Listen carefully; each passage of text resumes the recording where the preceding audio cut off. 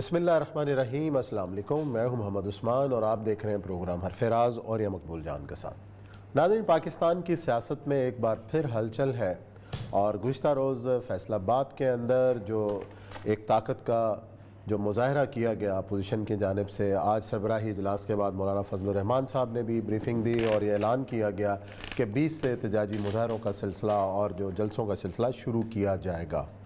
اس کی ٹائمنگ پہ بھی آج ہم بات کریں گے اور ساتھ ہی جو اہم سمری جس کا انتظار تھا وہ بالآخر جو ہے وہ موو ہو گئی اور اس کے اوپر بھی فیصلہ جو ہے چند گھنٹوں کے اندر یا کل آنے والے دنوں میں یہ بھی ہو جائے گا۔ ساتھ ہی ملک کے اندر بلدیاتی ادارے جو ہیں وہ بحال ہو گئے ہیں، میئر صاحبان نے اپنی ذمہ داریاں سنبھال لی ہیں۔ 2013 کا جو بلدیاتی ایکٹ تھا اس کو بحال کیا گیا اور جس میں ترامیم ہوئی تھیں اس کا کیا بنے گا اور اس کے مطابق انتخابات کب ہوں گے، یہ ایک بڑا سوال ہے۔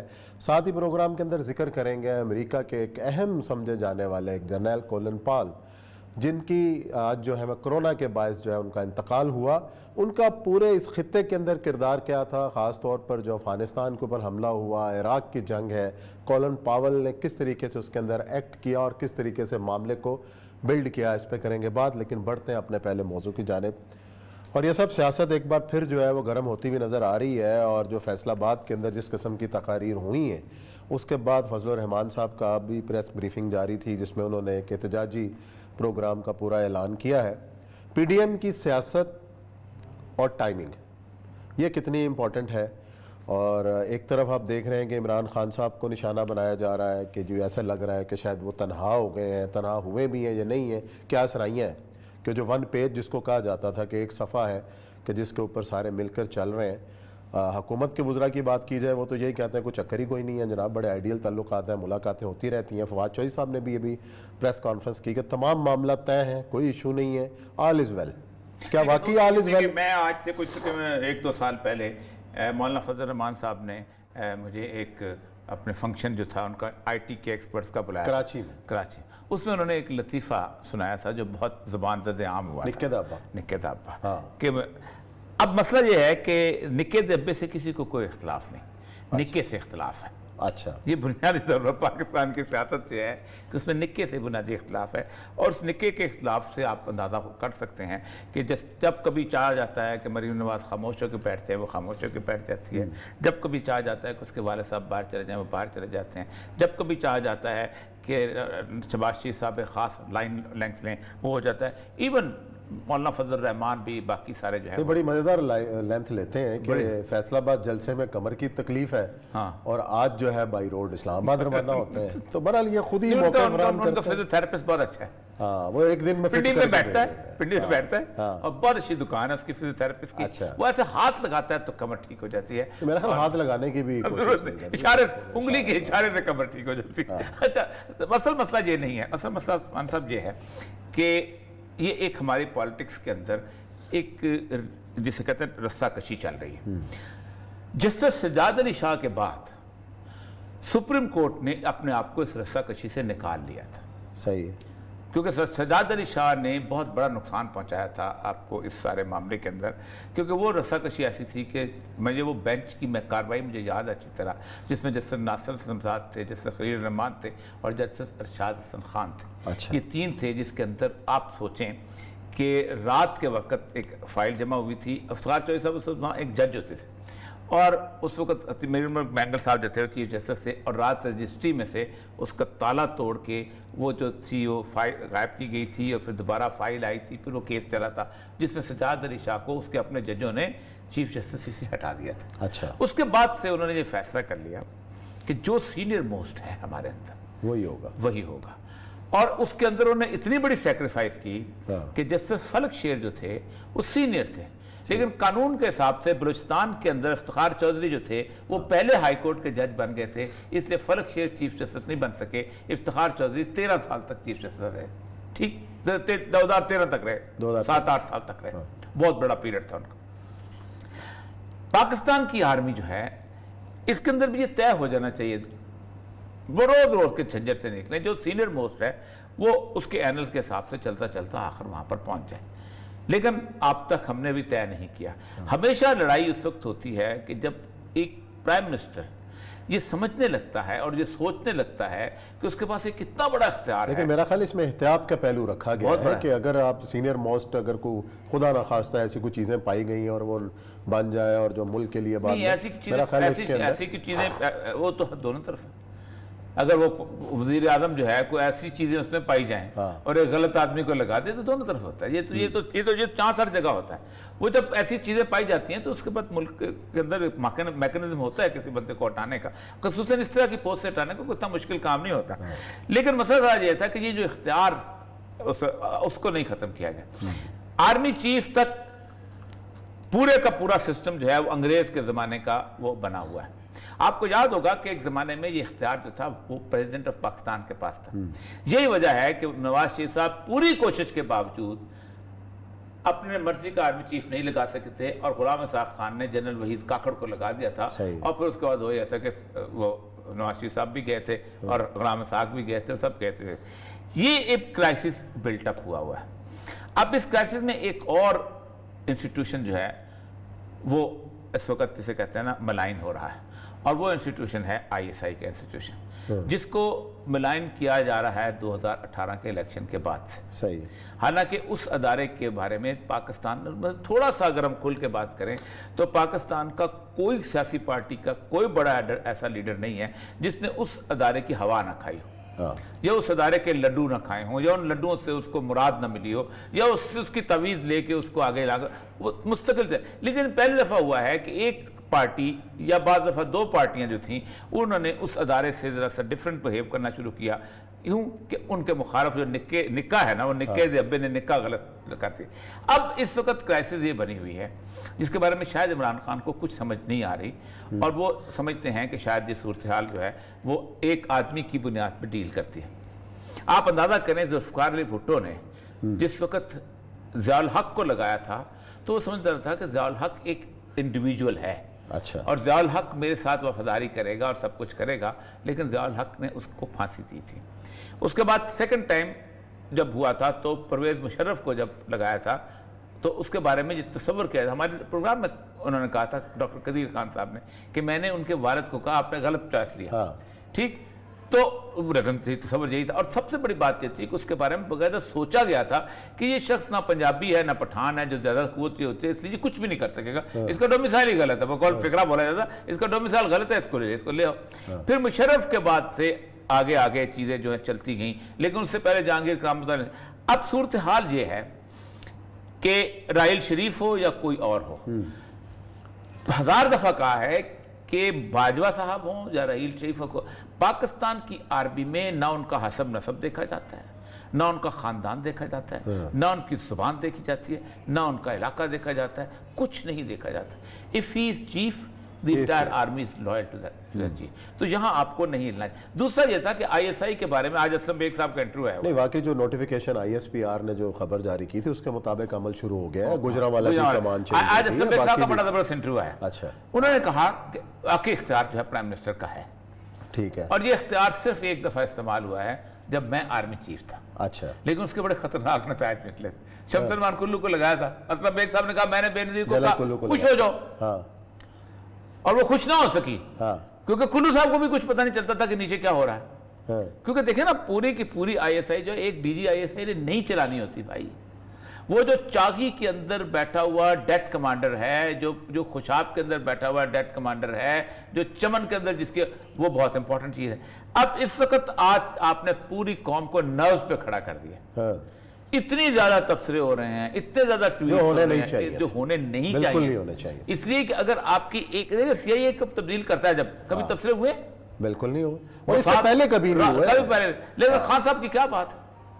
چلیں جی, اللہ تعالیٰ ہدایت دے اور وہی فیصلہ ہو جو ملک اور قوم کے لیے بہتر ہو. یہاں لیتے ہیں بریک, اور بریک کے بعد آئیں گے اور ذکر کریں گے ملک کے بلدیاتی, خاص طور پر پنجاب میں جو بلدیاتی ادارے بحال ہوئے ہیں, اور اس کے بعد مستقبل کیا نظر آ رہا ہے, اس پہ کریں گے بات.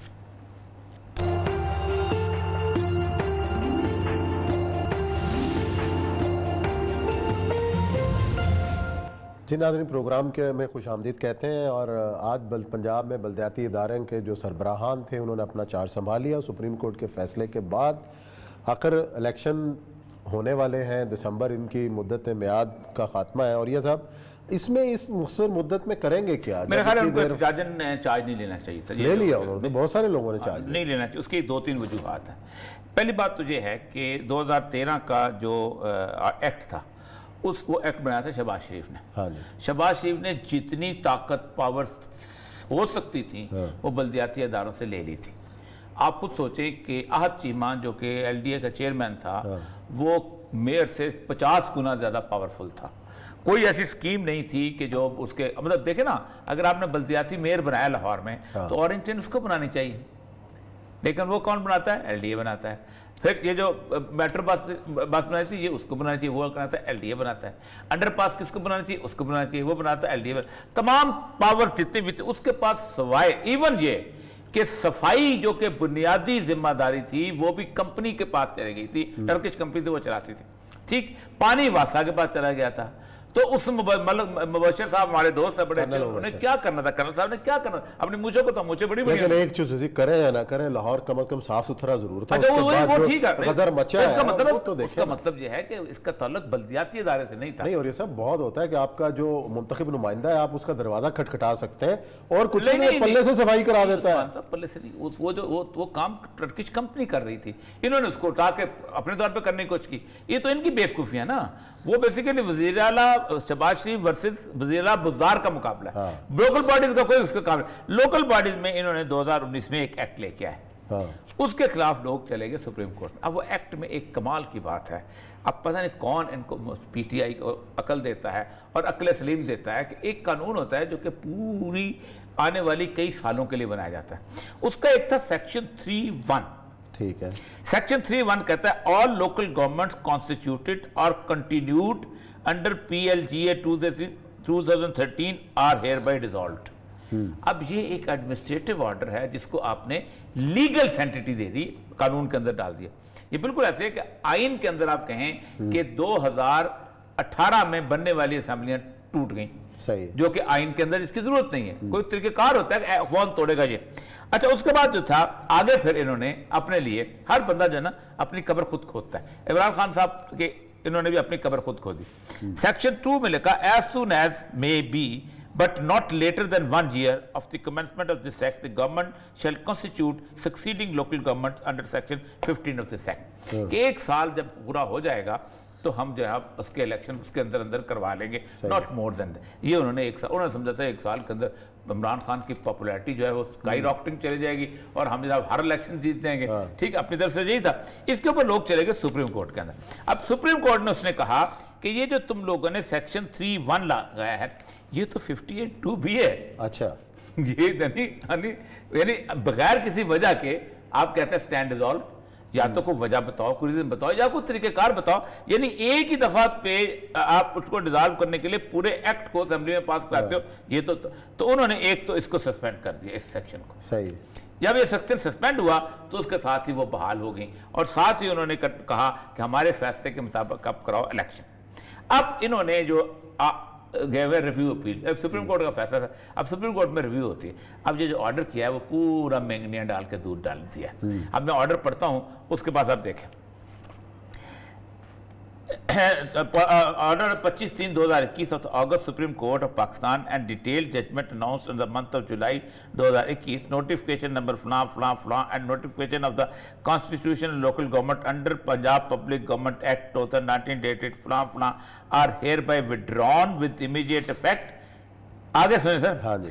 Subject to the outcome of the review petition number 11, یعنی ہم ان کو ڈیزالو کرتے ہیں لیکن اس فیصلے کے سبجیکٹ پہ کہ یہ ہم یعنی یہ اس وقت تک ڈیزالو اور نان ڈیزالو کے سٹیٹس میں رہیں گی جب تک سپریم کورٹ فیصلہ نہیں کرتی ہے ہماری اپیلوں کا. تو انہوں نے یہ کہہ دیا کہ سپریم کورٹ کو امتحان میں ڈال لیا کہ بھائی جان کب فیصلہ کرتے ہو, تم فیصلہ کرو گے تو ہم کچھ کریں گے. تو یہ انہوں نے جس بندے نے بھی یہ لوکل گورنمنٹ میں کہ جس بندے نے سیکرٹری صاحب نے جس بیوروکریٹ نے ان کو کہا ہے نا, انہوں نے یہی کہا ہے کہ جناب یہ جب ہوگا تو ہم فنانس میں جائیں گے. فنانس والے کہیں گے جناب subject to the decision of the Supreme Court ہے, August Court لکھا ہوا بقاعدہ, pending adjudication before this August Court. تو جب تک وہ فیصلہ نہیں ہوتا میں تو بجٹ ریلیز نہیں کرتا. اب وہ جب میجر صاحب ہیں کیا وہ تنخواہیں جو ہیں پرلے سے دیں گے, कर्नल मशरफ, हाँ, वो जब कर्नल मशरफ तनख्वाहें पल्ले से देंगे या और भी पूरा चलान सिस्टम चलान।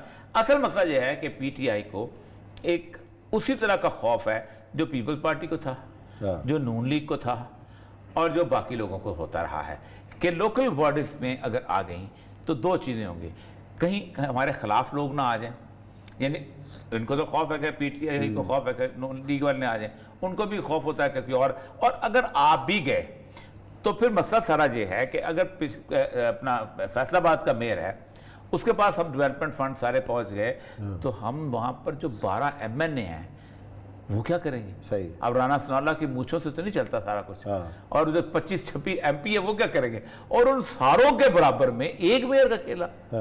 तो या तो आप लोकल बॉडीज पे बिलीव करें, ईमान रखें, या फिर कॉन्स्टिट्यूशन की 140A, सुप्रीम कोर्ट में यही कहा है, उनका हमने कहा है 140A जो है वो कॉन्स्टिट्यूशन के अंदर ऐड करो। 140A ये कहता है कि इस मुल्क के अंदर हमेशा एक लोकल बॉडीज होनी चाहिए। अब जुल्म की बात यह है कि जब आमर आता है, अयूब खान आया उसने लोकल बॉडीज बनाई, ठीक है, ज़ियाउल हक आया उसने लोकल बॉडीज बनाई, मुशर्रफ आया उसने लोकल बॉडीज बनाई, ठीक है, भुट्टो आया उसने लोकल बॉडीज खत्म की, ठीक। उसके बाद जनाब आपने बेनज़ीर आई, नवाज शरीफ आया, जरदारी आया, इमरान खान आया, कोई फर्क नहीं इन सारों के अंदर लोकल बॉडी। आप अंदाजा करें कि इमरान खान का तो KP का एक्सपीरियंस इतना अच्छा था लोकल बॉडीज का कि इसकी हिसाब ही नहीं, उसके बावजूद भी जब अपना मसला आ गया, पंजाब का मसला आ गया तो खत्म। अब तो बल्कि KP के अंदर भी मेरे ख्याल लोकल बॉडीज नहीं है और वहाँ भी वही सूरत हाल है कि जो पहले होती थी। तो असल में पाकिस्तान का इस वक्त जो सारे का सारा सिनेरियो है ना जी, ये अगला मुझे लगता ये है कि ये जो प्री इलेक्शन वीयर है ना अगला 2022, ये को मुझे ज़रूरत से ज़्यादा ख़तरनाक लगता है। अच्छा, आपस में रेफ्ट, आपस में मतलब इश्यूज़ की सियासत ख़त्म हो चुकी हुई, ज़ातियात की सियासत शुरू हो गई है, सब कुछ। मतलब ये जो तवीज़, मुझे अपनी TV चैनल्स की हैरानी होती है कि 23-24 जो न्यूज़ चैनल हैं वो 3 दिन तवीज़ गंडों पर लगे हुए हैं। मतलब देखो, अब तवीज़ गंडे भी चलो एक ऑब्वियस हो ना कि एक बंदा एक पीर के पास गया, तवीज़, एक मियाँ बीवी की दास्तान, उसके अंदर से आप चीज़ें निकाल के पता नहीं क्या, मतलब बाकी तो दुनिया जहान जाता, इमरान खान जाता भी रहा, वो इमरान खान भी सब जाते हैं, तो हम परस्त तो सारे हैं। लेकिन सारा मसला यही है कि पाकिस्तान, मुझे अगला साल जो है ना, एक तो आज अल्लाह करे कि रात जो है ना उस तक ये फैसला जब बेहतर तरीके से हो जाए, और मेरा ख्याल है हो जाएगा, क्योंकि कोई डस्ट सेटल हो। आप अंदाजा नहीं कर सकते उस्मान साहब, हमने 3 प्रोग्राम किए हैं पाकिस्तान के खिलाफ जो साए मंडला रहे हैं। वो जो वेंडी यहाँ पर आई थी उसने जो कुछ कहा है, आज अब आर्मी चीफ से वो मिली भी हैं, अपना चार्ल्स अफेयर्स जो इसकी अमेरिका की, वो भी मिली हैं। अमेरिकन जो हैं वो पूरी कोशिश कर रहे हैं कि पाकिस्तान जो है ये बुनियादी तौर पर कोई फैसला कुन मरहले तक ना आ जाए, ताकि इसका और अफगानिस्तान और चीन का मसला हल ना हो जाए। इसी तरह वो चीन को भी इंडस्ट्री से भी रखा हुआ है, बाकी लोगों को भी रखा, और यही हालत। मैं अभी अगले बताऊंगा कि अफगानिस्तान के अंदर जो उनके वजीर हैं तिजारत, हाँ, उन्होंने बता भी देता हूँ, मेरा ख्याल बता दूँ कि उन्होंने एक वॉइस नोट भेजा है कि इस वक्त अफगानिस्तान में सेब और अनार की फसलें पकी हुई हैं, और ये हमेशा हमारी जो मंडियों को फ्लड करती थी ये अफगानिस्तान की होती थी, हमने बंद किया हुआ है उनको। वो हमारे पाकिस्तान के रुपए में तिजारत करने को तैयार है। अच्छा। हमेशा वो कहते हैं कि पाकिस्तान की गवर्नमेंट खोले ताकि उन भाइयों को, तो आज बड़ी अच्छी बात उन्होंने फिक्र में अच्छा सुनाना चाहता था, उन्होंने कहा आपने 40 साल हमारा साथ दिया, अब 40 दिन मजीद साथ दे दो, ताकि हमारी जिंदगी भी आसान हो, और पाकिस्तान गवर्नमेंट को करना चाहिए। चलें जी, ब्रेक लेते हैं, ब्रेक के बाद आएंगे और जिक्र करेंगे बलूचिस्तान में हुए वाक़े और उसके ऊपर जो एक्शन हुआ है उस पर करेंगे बात, और साथ ही जिक्र करेंगे कॉलन पाल का।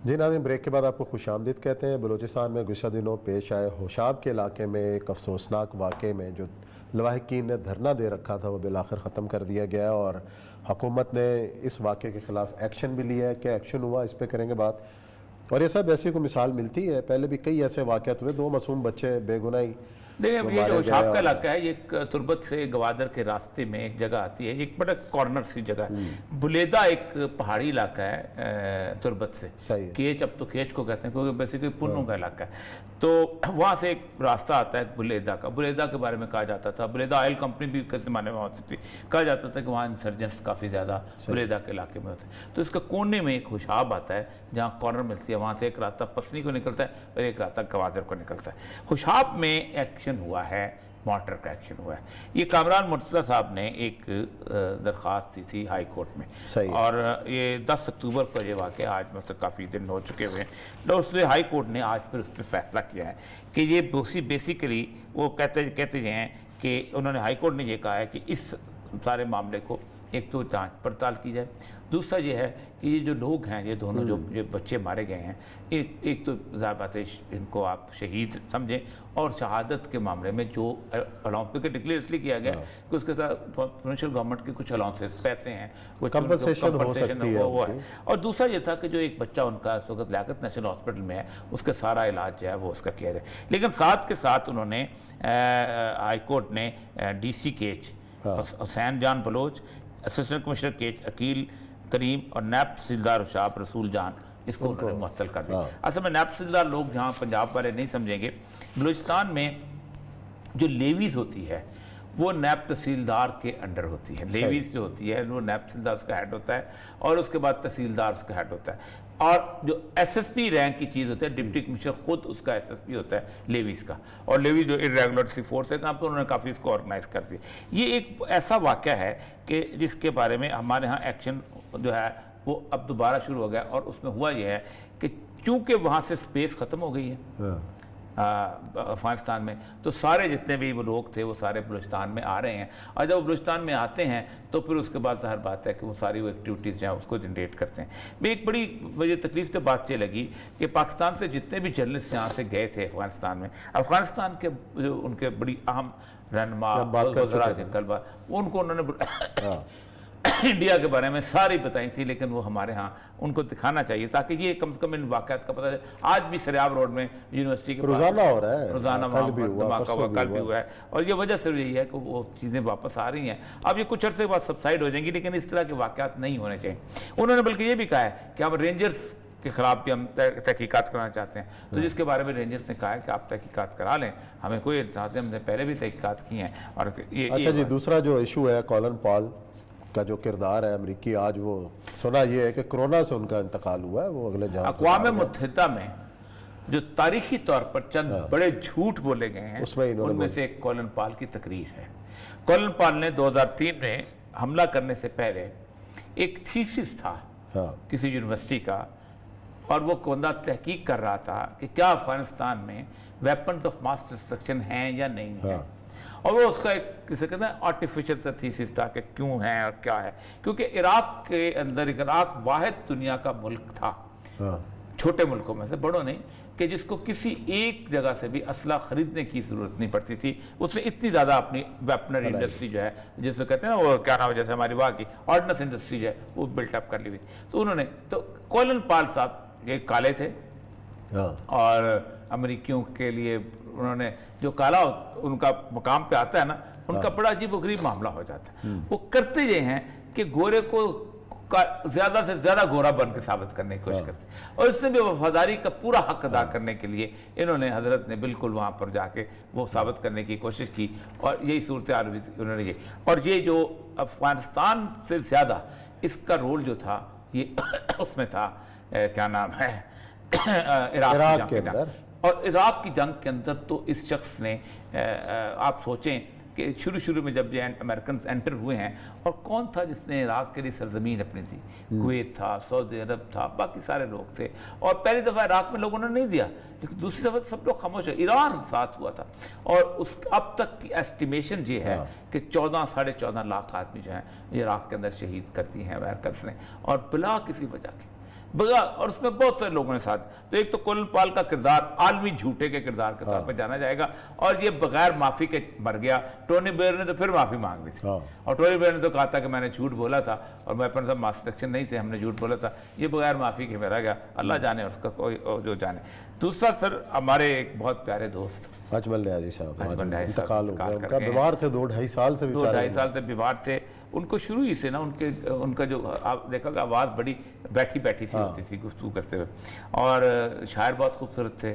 تو پنجابی کے بھی اور اردو کے بھی استاد تھے زبردست. ان میں یاد ہے اس طرح کہ میری جب شاعری کی کتاب آئی ہے 1988 میں, تو ان کی بھی کتاب ایک ساتھ ایک ہی ہفتے میں آئی تھی, اور وہ تھا انڈیا کا سفر نامہ, اور سفر نامہ کا نام رکھا تھا انہوں نے مندر میں محراب. اور وہ بڑا خوبصورت سفر نامہ لکھا تھا. بات کرنا, گفتگو, اپنا ایک سٹائل کے آدمی تھے, اپنی پگڑی ان کی, اور اس کے بعد مونچھیں اور سارا کچھ. پھر کالم بڑا اچھا لکھتے تھے اپنے زمانے, اچھے آدمی تھے, اللہ تعالیٰ مغفرت کرے. آج ان کا 4 بجے جنازہ تھا. 2-2.5 سال انہوں نے بڑی تکلیف میں گزارا. بہرحال جو بھی ہے, جب سب نے یہاں سے چلے جانا ہے, اور جیسے ہے یہ کووڈ کی صورت ہے, اسی وجہ سے کووڈ میں نہیں تھے. بہرحال اس وقت عثمان صاحب پھر میں کہوں گا کہ وہ جو اس وقت افغانستان ہے, ہزاروں ٹرک وہاں پر کھڑے ہیں جو کہ انگوروں کے ہیں, اور سیب کے ہیں, انار کے ہیں, زردالو کے ہیں, ان ساری چیزوں کے ہیں. اور میں آپ کو بتاؤں, میں ان علاقوں میں رہا ہوں. ہمارے ہاں کی کمی جو ہے فروٹ کی سپلائی کی, وہ وہاں کے افغانستان سے یہ جو گرما آتا ہے ہمارے ہاں, جو وہ یہاں کا ہے, وہ نوش کی چاقی کا, اس کو کہتے ہیں ریسانی. میں جو کندھاری کہتے ہیں, کندھاری بھی آتا ہے, لیکن وہ آگے سروائیو نہیں کر سکتا. کندھاری انار تو آتا ہے, انار تو بہت آتا ہے. دیکھیں 2-3 چیزیں ہیں جو آگے نہیں آ سکتی. مثلا ایک جو خربوزہ ہے نا کوٹے والا, وہ آگے نہیں آ سکتا, وہ آگے زیادہ دیر گزارا نہیں کر سکتا, خراب ہو جاتا, اس طرح وہ خراب ہے. اس طرح ایک ناشپاتی ہوتی ہے زیارت کی. اچھا, وہ ناشپاتی جو ہے وہ اس کو اگر آپ منہ میں رکھے نا تو بالکل کھل جاتی, اتنی نرم. وہ کوئٹہ نہیں آ سکتی. بڑی مشکلوں سے وہ اب کرتے یہ ہیں کہ وہ بڑی اس کے اندر رکھ کے نا, کیا نام ہے, فریج, بڑی تھرموس کے اندر رکھ کے لے آتے ہیں کوئی بندہ خاص طور پہ, ورنہ وہ نہیں آتے. ایک زمانے میں لوریلائی کے اندر ایک بے دانہ انار ہوتا تھا جس کے اندر بیج نہیں ہوتا تھا, وہ نہیں آتا تھا. اب تو خیر وہ بھی آنا شروع ہو گیا, لیکن افغانستان سے ٹرکوں کے ٹرک ڈیلی آیا کرتے تھے, اور وہ بھی اس کے بعد آئندہ کچھ عرصے کے بعد ڈرائی فروٹ شروع ہو جائے گا. جسے ورنہ تو وہی ہوا ہے کہ یہ حالات جب خراب ہوئے ہیں, آپ دیکھیں چلگوزہ کتنا مہنگا ہو گیا, ورنہ چلگوزہ اتنا سستا ہوتا تھا کہ ہم عام اس کو کھایا کرتے. چین جا رہا تھا چلگوزہ, تو چینی چلگوزہ کھاتے ہیں, بہت زیادہ تھا یہاں سے, اس وجہ سے اس کی قیمت بھی زیادہ بڑھ جاتی. ہم تو سمجھتے ہیں کہ چین والے ماربل جو ہے نا, گرین ماربل, وہ بہت استعمال کرتے ہیں. افغانستان سے سیدھا چین جاتا ہے. افغانستان کی سچویشن جو ہے, اکنامک سچویشن جتنی بھی خراب ہو, میں آپ کو ایک بات بتاؤں, انہوں نے جو ڈیسیژن لیا ہے بڑا کمال لیا ہے. 40% اس وقت ان کی قیمتیں کم ہو گئی ہیں, اور انہوں نے تمام تاجروں سے, اور ٹیکس ویکس نے سارا ختم. 40% 3 دفعہ قیمت کم ہوئی ہے. جو لوگ کہتے ہیں نا انٹرنیشنل مارکیٹ جو ہے بہت بڑی ہوتی ہے سب کچھ, طالبان میں یہ قریب اب آکسفورڈ کے پڑے ہوئے نہیں ہیں. IMF ورلڈ بینک کا صورتحال نہیں ہے ان کے اندر. ان ایک اور اچھی بات وہ کہتے ہیں اگر ہمارا $10 ملین روک لیا گیا ہے, $1 بلین روک گیا, تو ہمیں کسی کو ادا بھی تو نہیں کرنا نا. پاکستان نے تو $1 میں 100 میں سے 70 روپے جو ہیں وہ IMF ورلڈ بینک واپس کرنے کرتا, تو ہمارے پاس ہے ہی کچھ, قرضہ لے کے قرضہ واپس کرنا. چلیں جی ناظرین, پروگرام کا وقت یہاں پہ ختم کرتے ہیں. کل انشاءاللہ پھر ملاقات کریں گے کچھ نئے موضوعات کے ساتھ. اپنا خیال رکھیے گا. اللہ حافظ.